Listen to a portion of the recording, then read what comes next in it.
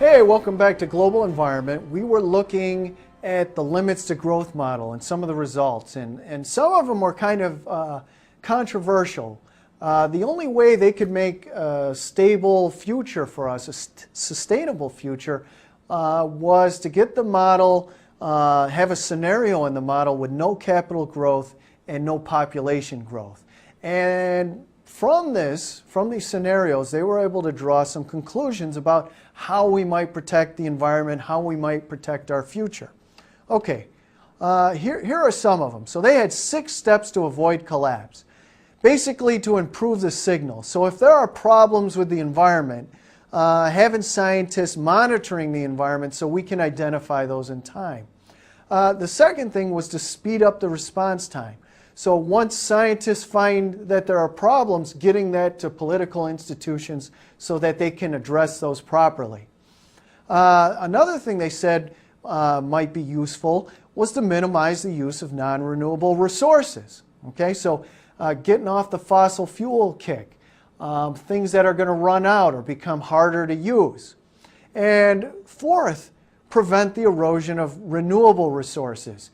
So we'll see in this course we have been mining wood, mining fish, not using those in a sustainable manner. They're renewable. We shouldn't see Hubbert curves with them. And to use all resources with maximum efficiency, reduce the amount of waste. And basically that incorporates the results, slow and eventually stop exponential growth of population and physical capital. Again, kind of controversial. A lot of people say this sounds like communism. They have some arguments with that. Okay, so a sustainable society. What are some of the traits of it? Rates and use of renewable resources do not exceed the rates of regeneration. The rates of use of non-renewable resources do not exceed the rate at which sustainable renewable substitutes are developed. We can use oil and gas, but as long as we're doing it at a rate where we are confident we'll find something to take their place when they get to a level where they're not that usable. And rates of pollution emissions do not exceed the assimilative capacity of the environment. We get free services from the environment that dispose of these wastes, and we can't overload those. Okay, so it's interesting because the limits to growth model is talked about a lot in the press, and you'll see on TV people mention it, and it's strange because it's like that secrets game where you whisper in somebody's ear and it goes all the way through to next person and next person, and by the end basically the story's totally changed because you'll hear again and again that this model said that in 2000 there'd be economic collapse and everything would be falling apart, and it didn't happen.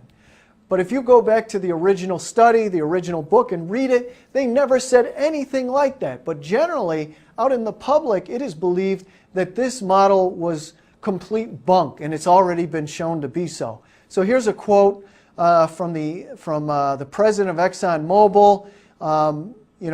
It came out a few years ago, and it said, in 1972, the Club of Rome, a group of scholars, academics, published a much-discussed book, Limits to Growth. They argued that by the end of the 20th century, the world would begin to exhaust its extractive resources, causing ecological collapse, worldwide hunger, and a global economic crisis. As we now know, the Club of Rome was wrong. There were many reasons why its forecast was off the mark. Now, here's the thing. If you go back to the original study, they said nothing like this.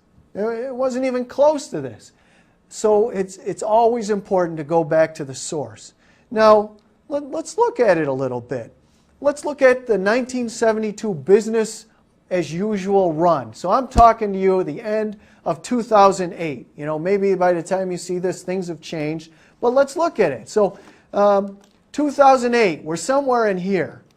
As of 2008, were resources in decline?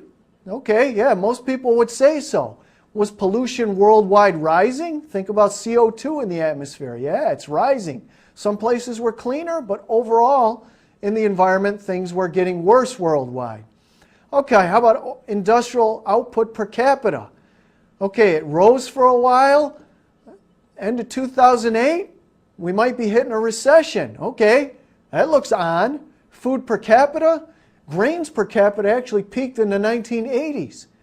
How about food per capita?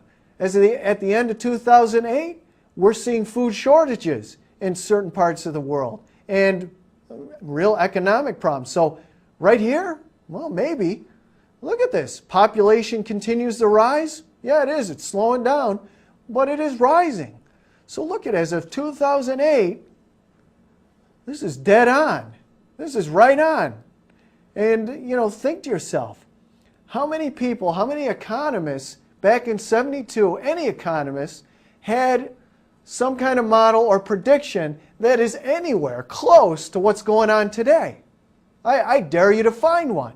I'd say out of all the models I've ever seen, this is probably the most on as of 2008. Who knows? 2009, 2010, we might start to see everything go up again. Maybe this is wrong, but this isn't far off. This isn't bad. This is pretty good. So basically, to sum up, you know, this model tells us a lot about some of our limits to growth. And at the very least, we can't ignore what's going on with this model. We can't ignore it because it's so on right now. So we have to take this in consideration and some of the lessons from it. So I'll leave you there, and I'll see you next time on Global Environment.